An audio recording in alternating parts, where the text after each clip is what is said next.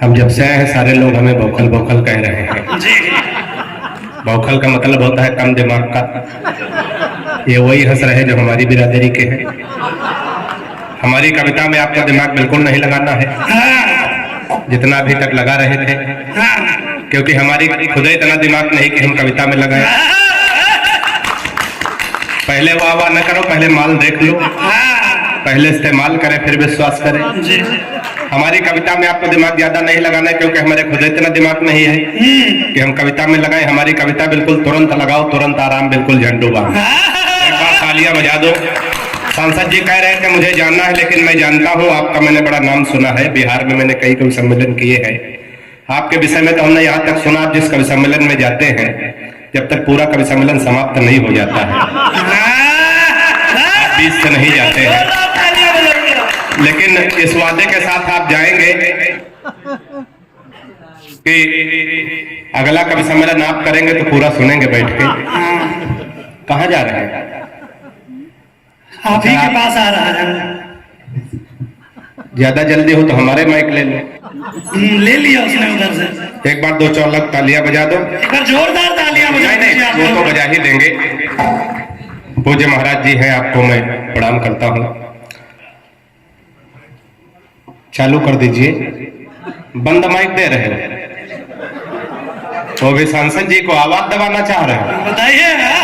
ऐसा लग रहा विपक्ष का हाथ है इसमें।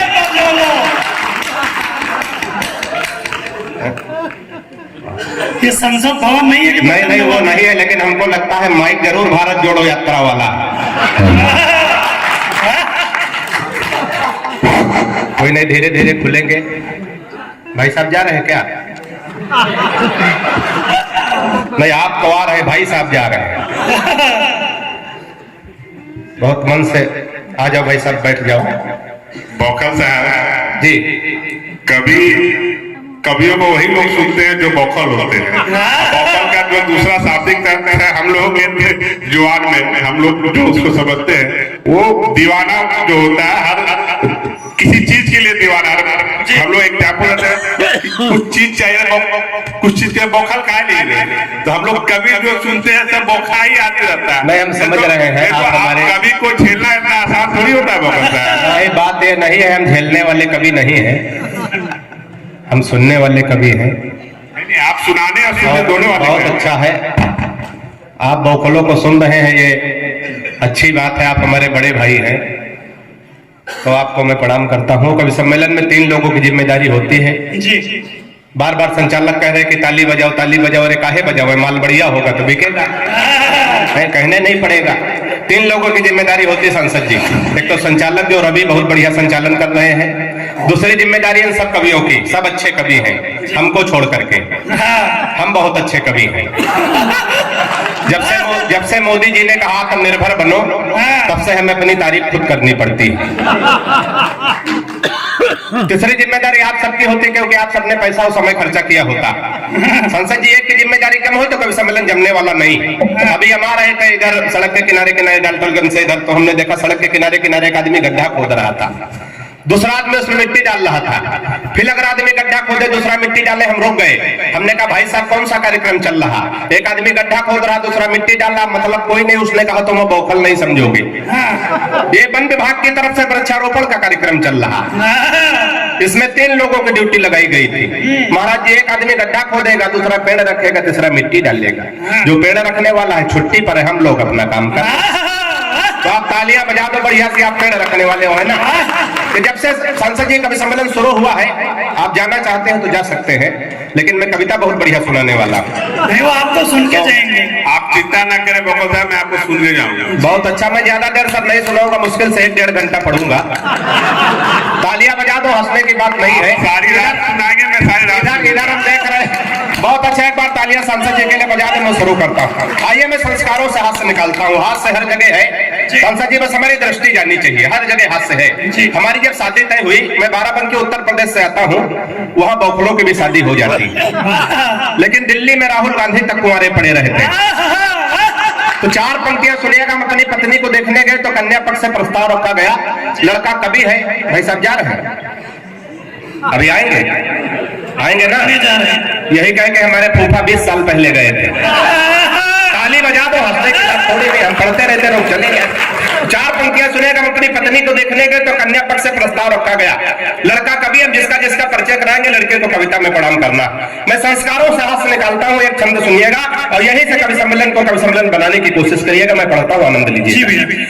कि परिचय प्रथम कराया गुरु जी का, तब हमने कहा कि जय हो भाग्य निर्माता की। थोड़ा सा जुड़िएगा, जो ताली नहीं बजा सकते पड़ोसी की पीठ पे हाथ मार सकते हैं।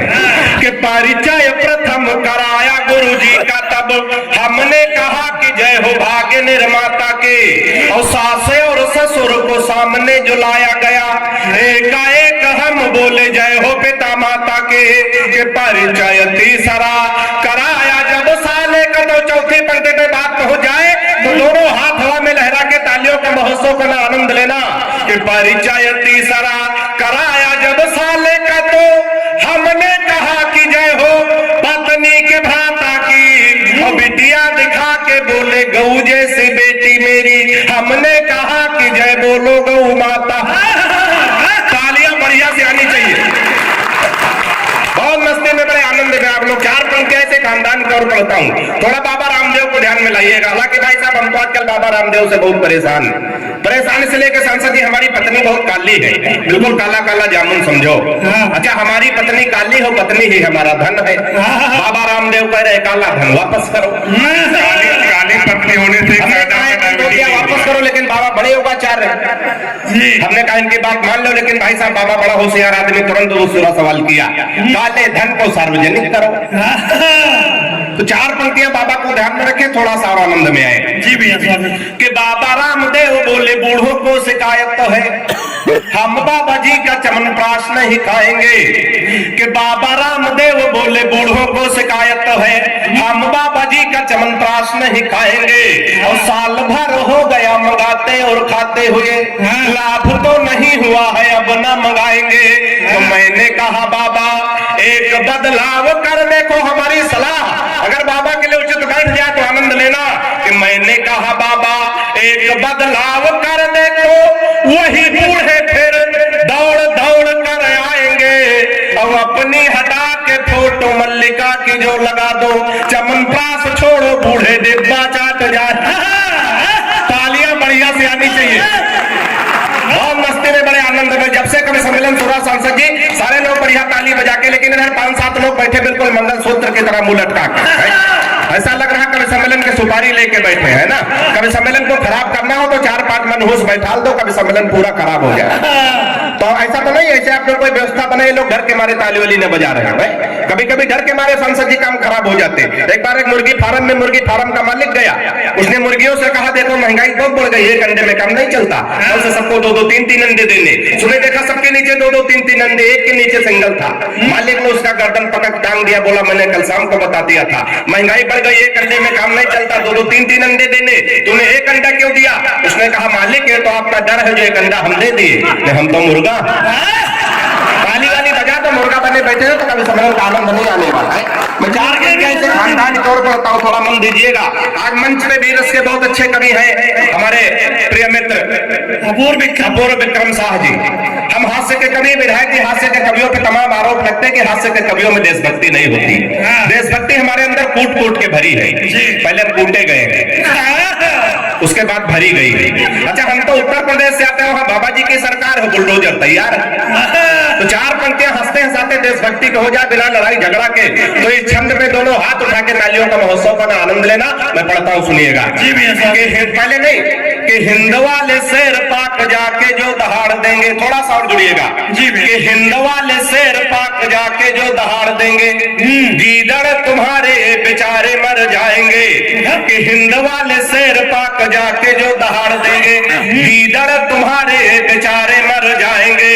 और तलेंटी रोमियो का भेज देंगे योगी जी, तो सानिया के देवर कुंवारे मर जाएंगे। ताली तो गलत जगह बजा दी, ताली वाली पंक्तियां आगे आने जा रहे, भरपूर समर्थन करिएगा। तलेंटी रोमियो का भेज देंगे योगी जी, तो सानिया के देवर कुंवारे मर जाएंगे। और राधे माँ जो लेकर त्रिशूल सीमा पार गई, गोदी में उठा उठा के सारे मर जाएंगे। अब भी अगर साहेबाज मियाँ बिन मारे मर जा। तालियां बढ़िया से आनी चाहिए। बहुत मस्ती में, बड़े आनंद में आप लोग हैं। प्रेम मोहब्बत की तमाम बातें माइक से होती हैं संसद जी, लेकिन ये प्यार मोहब्बत तक बचा कुछ नहीं, सब माइक तक बचा। हकीकत सारी दुनिया को चलो प्यार से जोड़ा जाए, किसी खंजर से न तलवार से जोड़ा जाए, सारी दुनिया को चलो प्यार से जोड़ा जाए, ये किसी शख्स को दोबारा न मिलने पाए, प्यार के रोग को आधार से जोड़ा जाए। और चार पंक्तियां मीडिया के लोग बैठे हो तो कुंभ से चार पंक्तियां उठाता हूं, आनंद लेना। दिन का सारा गुरूर एक निशा ले गई, दिन का सारा गुरूर एक निशा ले गई, मोड़ वो मीडिया की दिशा ले गई। दिन का सारा गुरूर एक निशा ले गई, मोड़ वो मीडिया की दिशा ले गई। योगी मोदी ने मेहनत करी तो बहुत, कुंभ को लूट मोनालिसा ले गई। योगी मोदी ने मेहनत करी तो बहुत, कुंभ को लौट। अंतिम चार पंक्तियां मुझे पता, सांसद जी बार बार जाने के मूड में, उनको जाना है, उनकी व्यस्तताएं हैं, तमाम कार्यक्रम होंगे। अंतिम चार पंक्तियां मैं पढ़ के अपना स्थान लेता हूं। सुबह सुबह पत्नी बोली, हालांकि सुबह सुबह बोलती नहीं है, कि सुबह सुबह पत्नी बोली, आप तो मेरी हर अदा पर मरते हो, आज सही सही बताओ तुम मुझसे कितने % प्यार करते हो। आज पहुंचे तो आनंद लेना। सुबह सुबह पत्नी बोली, आप तो मेरी हर अदा पर मरते हो, आज सही सही बताओ तुम मुझसे कितने % प्यार करते हो। पत्नी की बात सुनकर मैं मन ही मन मुस्कुराया, मैं तुमसे 72% प्यार करता हूं जैसे ही बताया, मैं तुमसे 72% प्यार करता हूं जैसे ही बताया। पत्नी झल्ला कर बोली, मैं हूं तुम्हारी बीबी इकलौती। पत्नी झल्ला कर बोली, मैं हूं तुम्हारी बीबी इकलौती, फिर भी मेरे प्यार में 28% कटौती, फिर भी मेरे प्यार में 28% कटौती। मैंने कहा प्रिय, तुम्हारे प्यार में कटौती करने की मेरी कहां हस्ती है, लेकिन आजकल हर लग्जरी आइटम पर 28% जीएसटी है।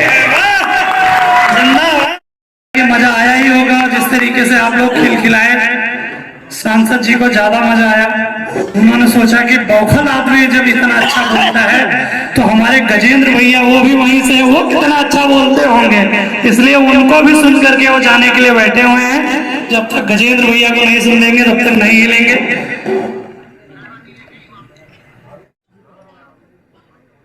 तो